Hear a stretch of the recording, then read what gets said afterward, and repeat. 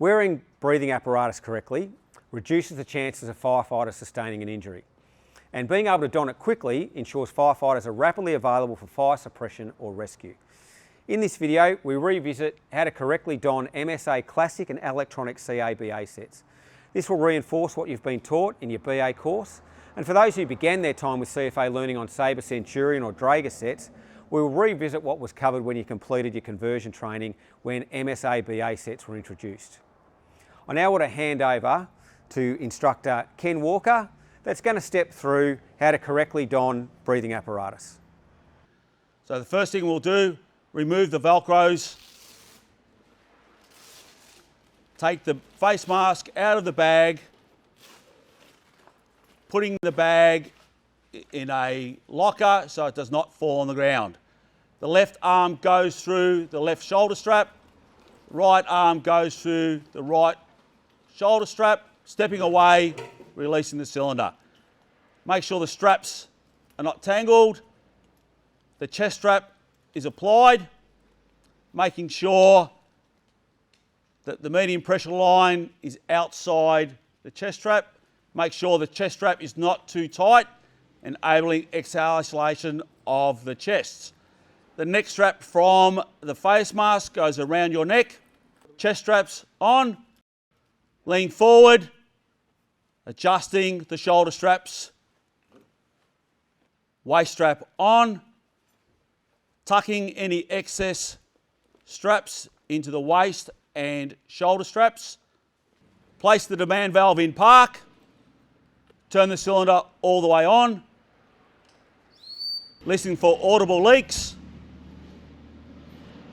Check the pressure gauge to make sure it's above 250. Face mask on. Head harness over the head. Adjusting the straps. The bottom two first. Middle two second. And then the top one last. Taking 3 deep breaths.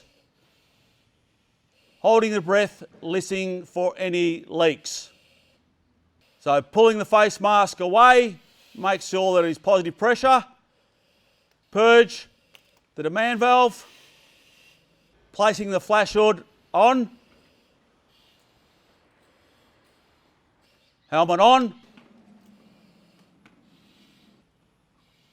Turning the DSU on. Gloves on.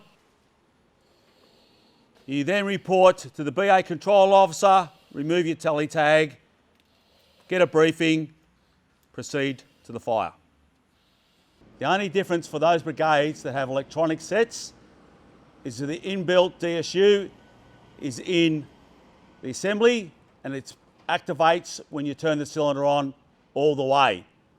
There will be times when firefighters arrive at a building that's unoccupied or locked up and they need to make entry to that building. The CFA Act does give firefighters the power to force entry into a building, but we need to make sure we're using that power with restraint and with responsibility. So if we don't need to force entry to a building and we can perhaps find a key or wait for someone to arrive who might be able to allow us access to the building, we should do that. But where the intercontroller deems that entering the building immediately is required, then firefighters need to know how to use the forcible entry equipment that they carry on their trucks, and they need to know the correct techniques. We're going to look now with instructor Ken Walker at what some of those techniques are. So there's 2 of the tools that we'll use for forcible entry. So the first thing is the axe. We can use the head of the axe. We use the 2-people entry for striking the hooligan tool. The other piece of equipment is we have the hooligan tool. We have the spike, the adze, and the fork. So before we start in forcible entry, first thing we make sure is the door's locked. We make sure we have our correct PPC on, our gloves, and our visor is down. With the adze, place it between the door jamb and the door. If we have enough leverage, then applying force on the downwards, and we can hear the timber frame starting to crack.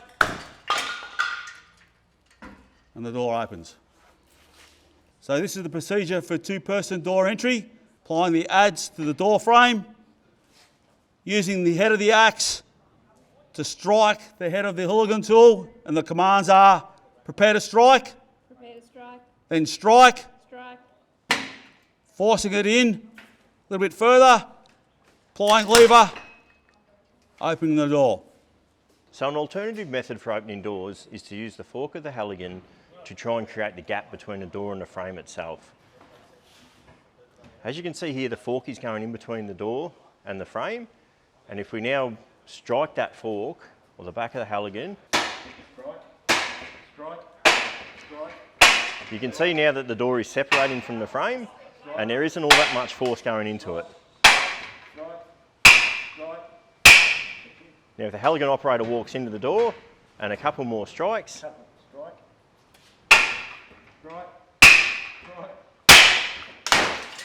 and there we go, with virtually minimal force, we've managed to get the door open. Sometimes we'll need to find alternative ways to access a building, or maybe even open windows for ventilation purposes. So using our Halligan, we can use the forks on that, on a window like you see in front of us here, to try and reach into the locking mechanism to force the window open. Naturally, working around glass, we're going to have our full PPC on, we're going to have our visor down, we're going to make sure we've got gloves on, and we're going to let people around us know that there's a possibility of glass breaking here. So Ken, going to demonstrate how we put the forks into the window frame and then lever that open. So working where the latching or locking mechanism is, the forks of the Halligan go in there and then slowly lever down and try and separate the locking mechanism from the glass frame that normally opens outwards. Thanks to instructor Ken Walker and the crew here at Swan Hill for demonstrating those forcible entry techniques today. It's important to remember that where we do force entry and there's no one home, that we contact the police to help us to make sure that the building is secure before we leave.